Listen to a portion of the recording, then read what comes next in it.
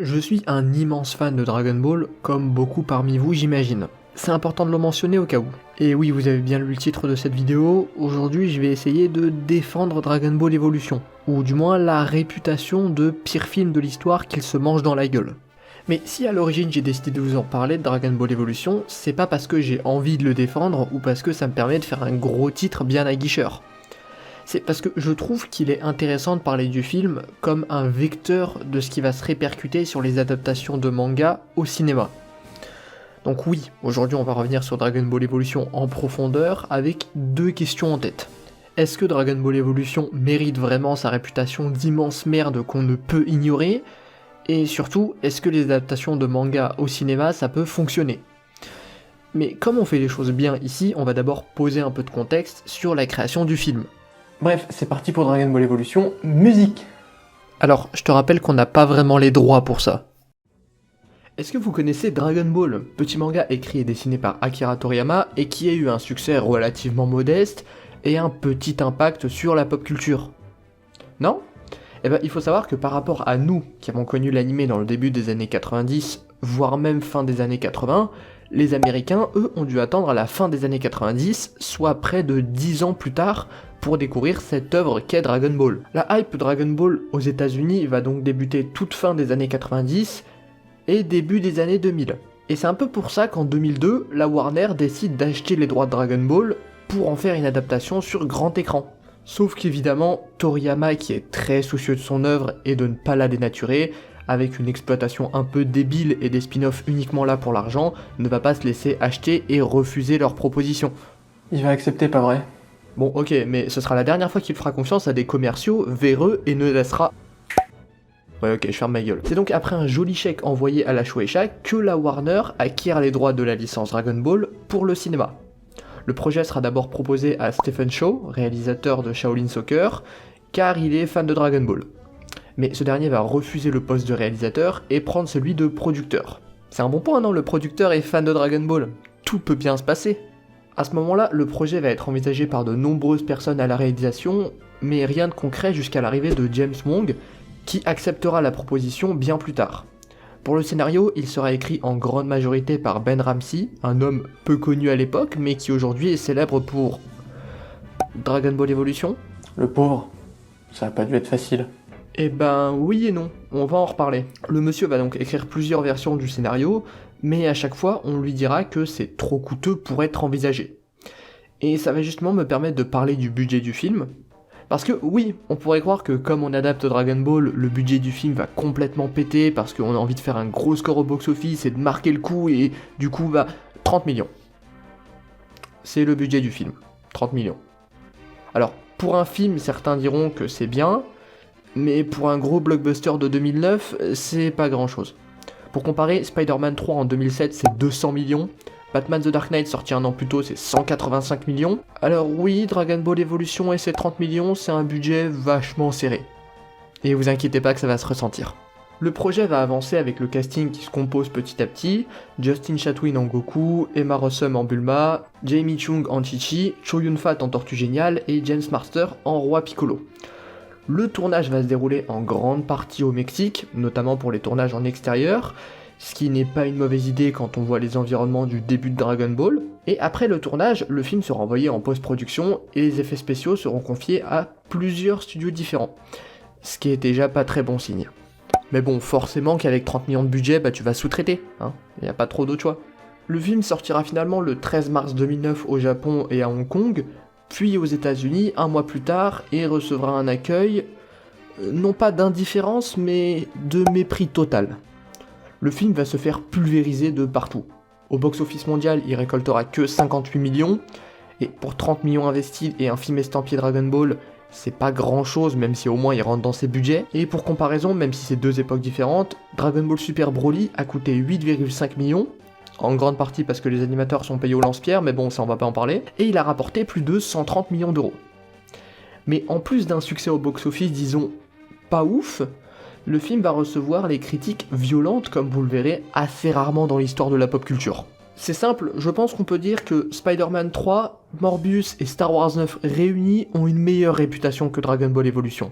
Sachez que les acteurs vont s'en prendre évidemment plein la gueule, ainsi que le scénariste et le réalisateur. Une vague de haine, de menaces et d'insultes assez effroyables, forcément. Et pour revenir justement sur le scénariste, il dira même en interview en 2016 qu'il s'excusait et a reconnu n'être intéressé par le projet que pour des raisons économiques, et en gros espérait juste toucher un gros chèque. Et il dira même que le projet lui a appris que faire un gros effort de création sans aucune envie ou motivation autre que l'argent est une erreur. Wow, c'est sûr qu'il a pas Twitter lui. Et malgré vos avis sur le film que je me ferai un plaisir de connaître en commentaire, je préfère rappeler qu'aller jusqu'à insulter des gens pour ça, c'est un peu excessif et puéril. En bref, Dragon Ball Evolution sortira de tout ça avec la réputation du film le plus mauvais de l'histoire. Et est-ce que c'est vrai ? Spoiler alerte, non. Mais avant de détailler mon propos, je vais résumer le film rapidement parce que, faut pas déconner, j'ai quand même vu ce truc 2 fois pour les besoins de la vidéo, y a pas de raison que je sois le seul à souffrir. Et aussi parce que je sais qu'il y a des gens qui crachent sur le film sans l'avoir vu, et un peu par consensus général, ce qui je le rappelle n'est pas cool. Bref, de quoi ça parle Dragon Ball Evolution ? Le film débute avec une superbe voix off qui nous explique plein d'informations et qui permettent déjà à tous les fans de comprendre que le film va se torcher avec la mythologie Dragon Ball, mais au moins ça va permettre d'introduire un peu plus d'éléments d'un coup, ce qui est pas une mauvaise chose quand t'as que 1h30 pour un film.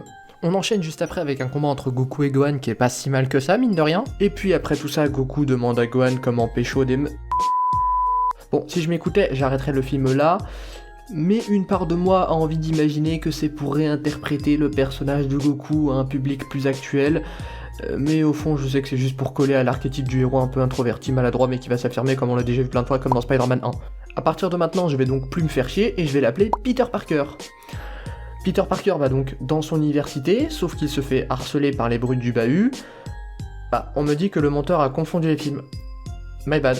En parallèle on voit un méchant de Power Rangers, on me dit que c'est Piccolo, que je vais appeler Bouffon Vert parce que j'ai envie, qui récupère les Dragon Ball pour son plan diabolique. De retour sur Peter, on comprend avec un plan très subtil qui craque pour Chi-Chi, que je vais renommer Mary Jane pour faire les choses jusqu'au bout. Peter aide donc Mary Jane à ouvrir son casier discrètement, sauf qu'elle le remarque et décide de l'inviter à sa soirée. Peter se prépare donc à y aller, puis prend la Dragon Ball car il a lu le scénario qui dit que Piccolo va attaquer sa maison dans 2 minutes.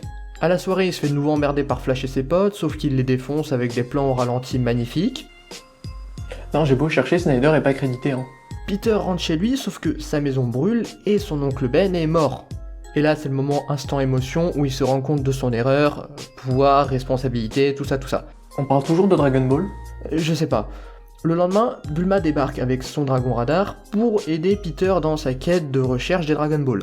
Il se dirige donc vers une Dragon Ball qui se trouve dans une maison isolée au milieu d'une immense ville. Il rentre dans la maison, un plan au ralenti plus tard, il réveille Tortue Géniale que je vais me retenir de ne pas appeler Obi-Wan, pour pas vous perdre encore plus. Peter affronte Tortue Géniale et ce dernier reconnaît la technique de Gohan et décide donc de rejoindre la petite équipe. Au même moment, le Bouffon Vert trouve aussi une Dragon Ball, sort une punchline nulle et retourne à nos héros.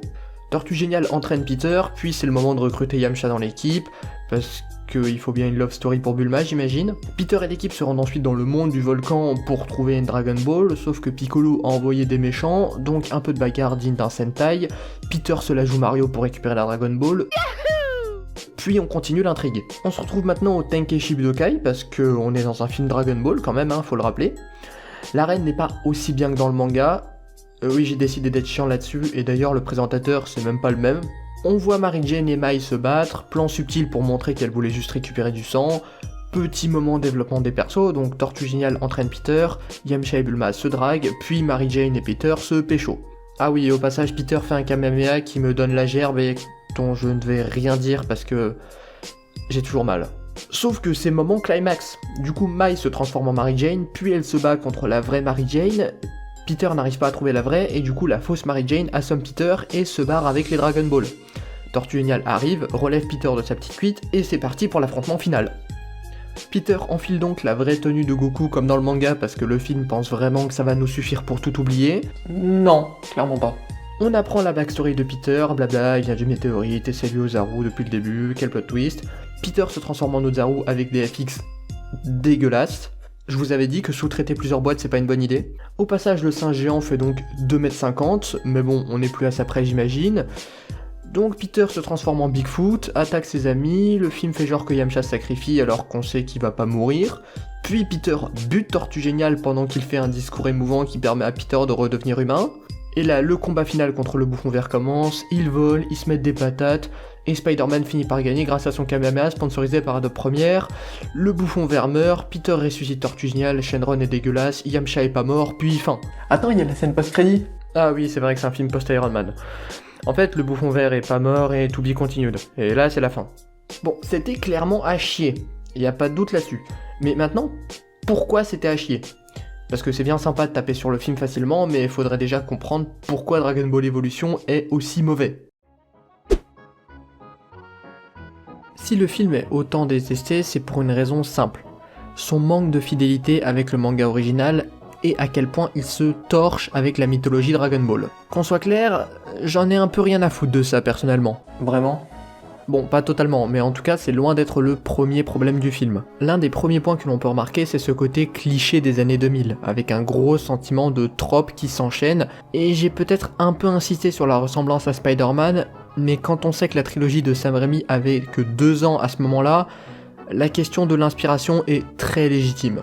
Et c'est d'ailleurs pas la seule inspiration, le film est presque un melting pot de tous les gros succès des années 2000. Et entre autres ce manque d'originalité qui est lui aussi un peu facile à critiquer, surtout quand on voit l'état actuel du cinéma, c'est pas forcément une critique très juste pour le film. Non, ce qui rend vraiment Dragon Ball Evolution raté, bah un peu tout en fait. Ah oui, jolie défense du film du coup.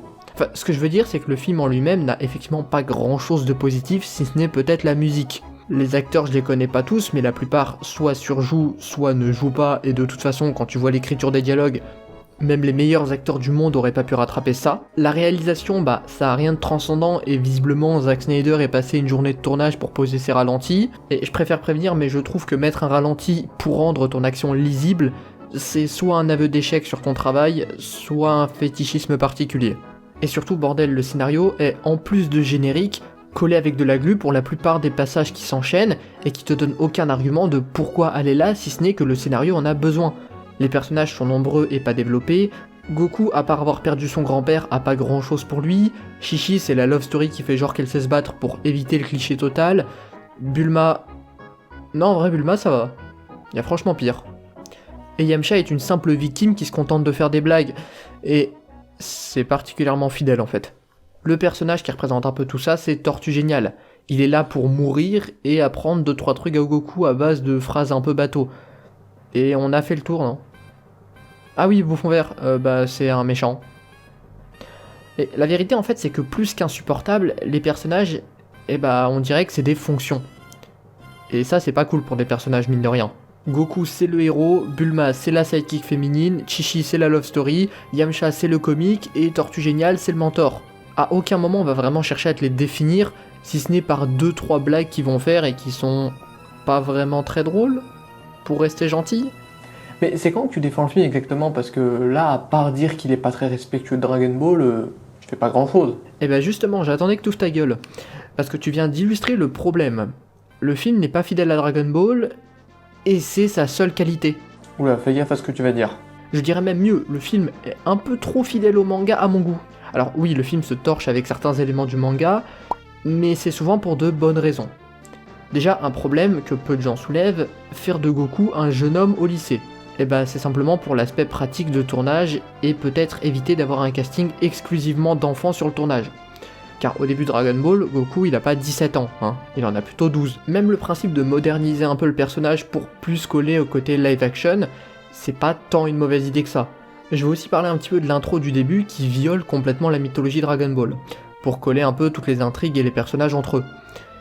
Le film ne dure qu'1h30, et pour pas perdre de temps à devoir expliquer 15 sous-intrigues différentes, coller tous les personnages entre eux c'est mine de rien une bonne solution. D'ailleurs c'est un truc que va également faire The Amazing Spider-Man. De la même manière que c'est aussi une bonne idée de skip des personnages qui prendraient trop de temps à introduire, et parfois même faire des sortes de fusions de personnages. Un exemple tout bête c'est Mai, qui a le pouvoir de se transformer en n'importe quoi, un peu comme Oolong. Sauf que le film avait clairement pas le temps d'introduire Oolong. Et je sais pas si ça aurait été crédible d'introduire un cochon, qui vole des culottes. A mon sens, même Yamcha est un petit peu de trop dans l'intrigue, puisque Tortue Géniale fait déjà un peu office de mentor et ami du héros. Un autre point intéressant, c'est l'idée de tuer Gohan.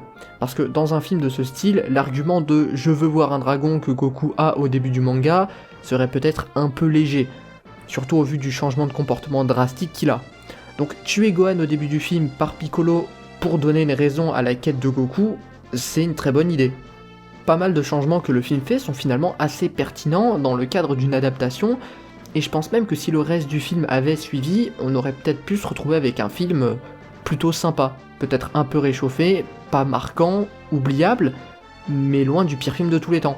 La vraie chose que l'on peut questionner, c'est la pertinence de faire une adaptation de Dragon Ball en live action, parce que l'univers de Toriyama est si atypique que l'envisager en live action, en respectant à la lettre l'intrigue et les personnages, c'est très dur, et je dirais même impossible. Mais c'est là le truc, rien n'oblige à rester fidèle à une œuvre, et la retranscrire parfaitement. Ça va me permettre d'ailleurs d'en venir à ce pourquoi je vous parle depuis tout à l'heure, et où je voulais nous amener depuis le début, c'est quoi le problème des live action en manga et même en jeu vidéo. Oh là là, quel travail d'écriture bien organisé et soigné. Je suis sous le charme. Merci, je sais, on me l'a dit souvent. Ce que je vais dire et dont je vais parler est un sujet vaste et qui reste mon opinion, et dont on peut parler en vrai pendant 3 heures. Et déjà, flemme de monter une vidéo de 3 heures. Ouais, je confirme surtout que c'est pas toi qui vas te les taper les 3 heures de montage. Et en plus, ça ferait moins de vues que mettre une mini aguicheuse en parlant de Dragon Ball Evolution. Dragon Ball Evolution souffre beaucoup de son manque de liberté prise. Parce que quand on fait une adaptation, la première question qui devrait se poser, c'est pas la fidélité qu'il faut savoir conserver, mais la pertinence des choix et si au final l'œuvre que l'on fait est pertinente, intéressante et surtout bien écrite. C'est évident, mais quand on fait un film, et ça s'applique à plein d'autres médias, on doit d'abord se soucier de faire un bon film avant de respecter l'œuvre. Et si on doit faire certains choix pour que le film reste bon, mais que ça impacte l'authenticité de l'œuvre originale, eh bien il faut le faire. Alors oui, si l'objectif c'est uniquement de coller à l'œuvre originale, il faut simplement se demander l'intérêt d'une adaptation. Pour reprendre l'exemple de Dragon Ball Evolution, dans ce cas si le but est d'être fidèle, aucun intérêt de faire une adaptation. Il vaut mieux rester sur le manga original ou au pire l'animé. Mais c'est pour ça que je trouve que le plus grand crime de Dragon Ball Evolution en fin de compte, c'est d'avoir empêché toute tentative d'adaptation par peur de l'effet Dragon Ball Evolution. Et même si certains studios n'ont clairement pour intention que de copier l'œuvre originale, et que ça n'a aucun intérêt puisque ça n'arrivera presque jamais à reproduire le même style dans une version live action, surtout dans le cas des mangas, sauf que ça devient presque toxique à quel point dès qu'une adaptation est lancée, tout le monde part du principe que ça va être à chier, et si dans certains cas je peux le comprendre, sur certains on rentre dans du harcèlement gratuit pur et dur, et pour moi l'un des exemples c'est Death Note, le film par Netflix. Alors j'aime pas vraiment le film, mais là encore je pense que le problème vient du manque de liberté qu'a pris l'équipe, et qui l'a un peu empêché de raconter sa propre histoire avec le Death Note. Parce que s'il y a bien un manga qui peut très facilement être adapté en live action, c'est Death Note. Le pitch est très simple, un cahier si tu mets un nom dedans, ça tue la personne. Alors qu'on vienne pas me dire que dans un monde où le MCU, Ready Player One ou encore Jurassic Park existent depuis 1993, que le concept de Death Note est impossible à adapter. L'un des gros problèmes du film de Netflix, c'est qu'il cherche à raconter autre chose que le manga original, mais avec l'intrigue et les personnages du manga. Ce qui fait qu'on se retrouve à mi-chemin entre une sorte de film avec une ambiance d'enquête, et d'un côté une sorte de romance toxique. Et c'est très bizarre. Alors c'est bien beau, mais jusque-là on n'a pas de preuve qu'un manga en live action ça peut bien marcher. C'est vrai qu'on a vite tendance à oublier que ce film, qui est considéré comme culte, incroyable, formidable et plein d'autres rimes en hable, est à la base une adaptation d'un manga, lui, inconnu au bataillon. Un peu comme si, comme de par hasard, quand il n'y avait pas la pression d'une fanbase derrière un studio, en plus du dit studio qui veut faire que de la thune, on arrive à faire une bonne adaptation. Et pourtant, le film change pas mal de points du manga. Et la plupart des gens préfèrent le film à ce dernier. Bon, en grande partie parce que la plupart l'ont pas vu. Et un autre exemple qu'on trouve dans le jeu vidéo cette fois, c'est lui. Détective Pikachu est l'une, si ce n'est la meilleure adaptation de jeu vidéo au cinéma, et encore une fois pour des raisons simples. Déjà, une direction artistique juste incroyable, mais surtout, le jeu qui l'adapte est très peu connu, même pour un spin-off Pokémon. Ce qui a laissé à l'équipe une bonne marge de liberté pour créer un film sympa avec une intrigue et des personnages adaptés au format d'un film. Alors si Détective Pikachu, Crying Freeman ou Old Boy y arrivent, je vois pas pourquoi on devrait maudire chaque adaptation et craindre le moindre changement de l'œuvre originale. Le débat sur la pertinence d'une adaptation est pas facile, et clairement on pourra encore en parler longtemps, mais ce qui est sûr c'est que ce soit du côté des fans ou des studios, il y a encore des progrès à faire sur comment ces œuvres sont perçues, notamment quand on parle des adaptations en live de manga ou bien de jeux vidéo. Pour revenir sur Dragon Ball Evolution, oui, c'est un film de merde que j'ai dû m'infliger 2 fois pour cette vidéo. Et alors, si un film devait condamner toute forme d'innovation ou de tentative, le cinéma serait bien dans la merde aujourd'hui. Et si Dragon Ball Evolution nous apprend quelque chose, c'est bien que chercher la fidélité dans une adaptation est pas toujours la bonne chose à faire. Alors, bien sûr, les dialogues sont aux fraises, il y a des incohérences, le film est cliché et la réal est pas ouf, mais au final, ça fait de lui qu'un mauvais film parmi tant d'autres.